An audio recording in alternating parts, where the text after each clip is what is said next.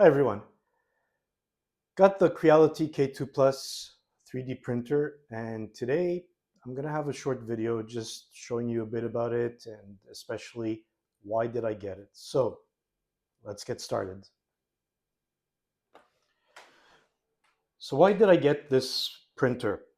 Well, first and foremost, I was looking for the ability to print as large size as I can for a good price. And I wanted to also be able to do color printing. Now, I've been actually looking at the K2 Pro, which is uh, the middle one of the K2 series by Creality. I've also been looking at the Prusa Core 1, and it really came down to between the Prusa Core 1 and the K2 Pro. However, when I noticed for Black Friday, which lasted for quite some time, when I noticed that the K2 Plus was priced the same as the K2 Pro, which is the one that I initially wanted for the price, just seeing the K2 Plus priced the same as the K2 Pro and the fact that it has a 350 millimeter cubic space for printing, it was really a it didn't take long to make the decision to just go ahead and order it. So this is the printer going forward that I'm going to be using for quite some time. I expect to get some good years of use out of this and to do some great product printing, prototyping. I'm basically going to showcase all the projects on this YouTube channel, and I hope that you could join. That way, you'll be updated, and as soon as the episodes come up, you'll be able to see them. So, this is the combo, and it came with the spools and the machine that manages the spools. It basically has, so besides the 350 cubic millimeter, it has, let me just show you a couple of things here. So it's got, like most 3D printers, a heating bed, which depending on what it is that you're printing, what type of filament you're using, it will set up the right temperature in the chamber. This has 5 motors, and they are pretty powerful drive motors. So there is a motor for the X axis, one for the Y axis, 2 motors for the Z axis that's going up and down, and there is another motor for the extruder. It's got carbon filters at the back. Those carbon filters are good for volatile organic compounds, basically, for filtering those out, and they do a very good job. However, what it doesn't have is HEPA filters. So for the HEPA filters, you will need for dust, you will need a HEPA filter. Essentially, you could just go ahead and have a filter that has both charcoal and built-in HEPA, and you could run it at maximum next to the 3D printer, and that will do a perfect job. You just let it do the build and put your filter close to it. I would say up to 3 feet is perfect, and on uh, full fan, and it will essentially clean the whole room. Don't worry, there whatever little dust will come out of it is going to be filtered. Um, I will, however, have a project where I will 3D print and attach some HEPA filters, and I'll show you how to do that in one of the episodes that are upcoming. I'm also going to 3D print for the encasings for the GPS project, so that's up and coming as well. The printer, what else does it have? It has obviously the motherboard, or also known as the controller board, that controls all the mechanisms. Obviously, it's got the belt drive. It's got a extruding the extruder heater inside. You could basically take my word for it, or just watch any video out there. There's like tons of videos about the Creality K2 Plus, or just about any type of 3D printer out there, even comparing them. So I've watched a few of those, just comparing it.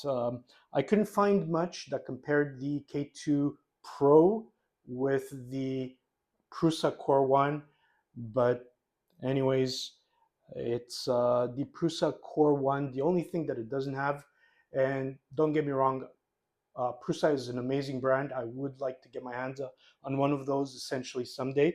Uh, but they are, uh, their, their color printer ones are a lot more expensive.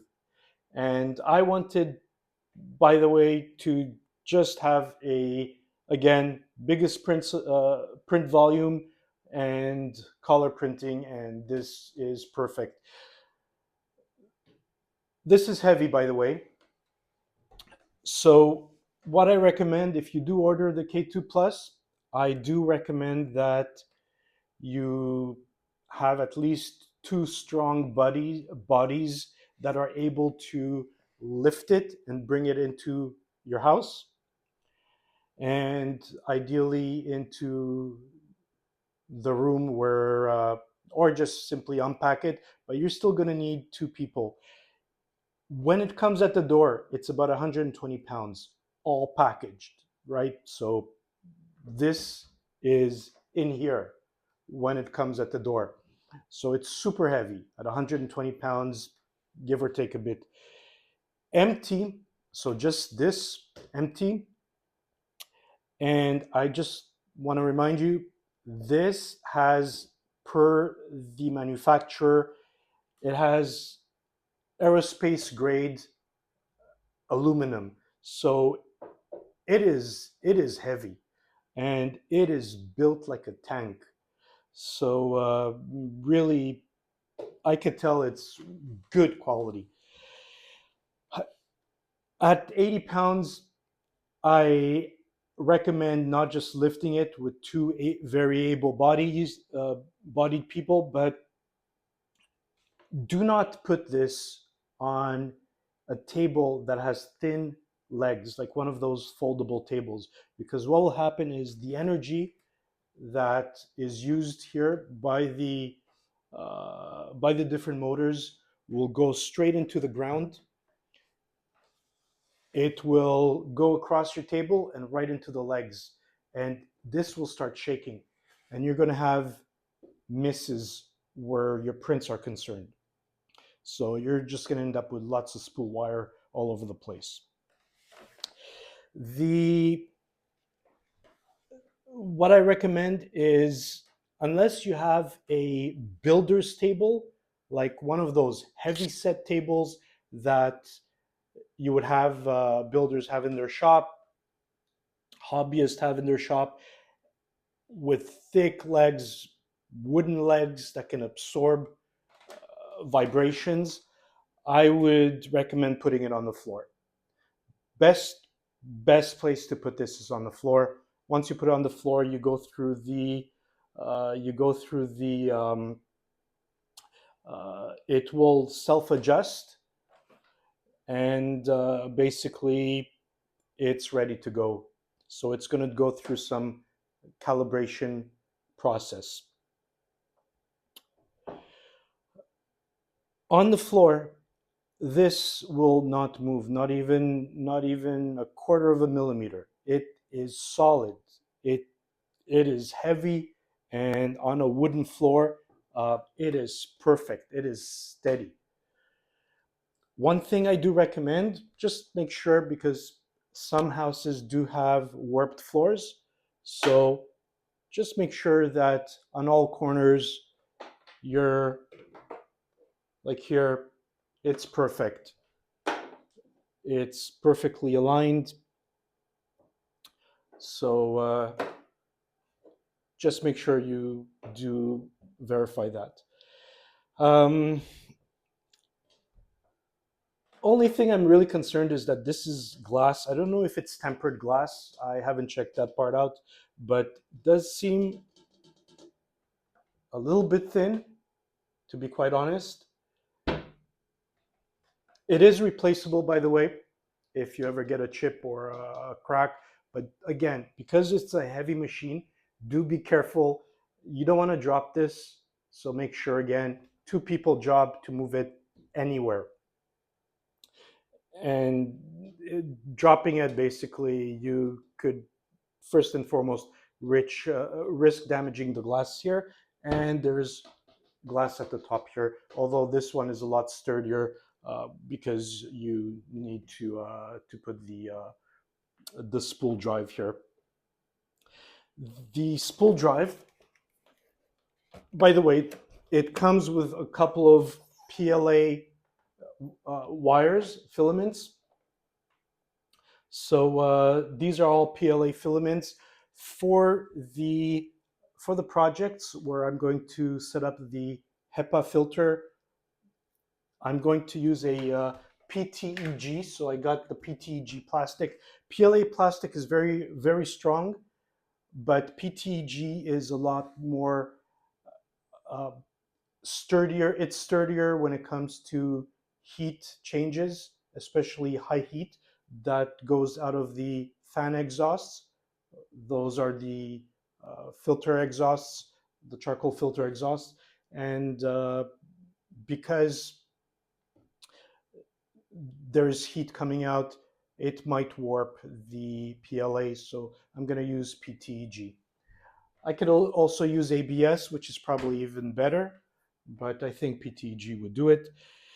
What else? Do make sure, like any electronics, make sure that you plug your investment in a surge protector because, well, you paid a good money for it. So make sure that it is well protected.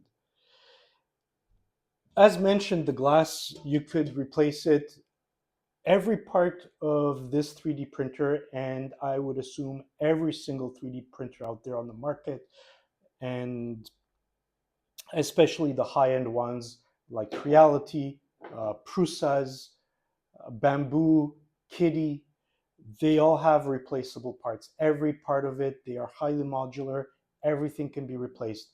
The motherboard, also known as the controller board, the motors, the every part of it, of the power unit that converts the AC to DC, that all of that can be replaced. So that's the nice thing uh, about these printers.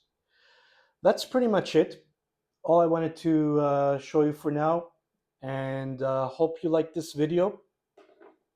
Thanks for watching, and I will see you soon.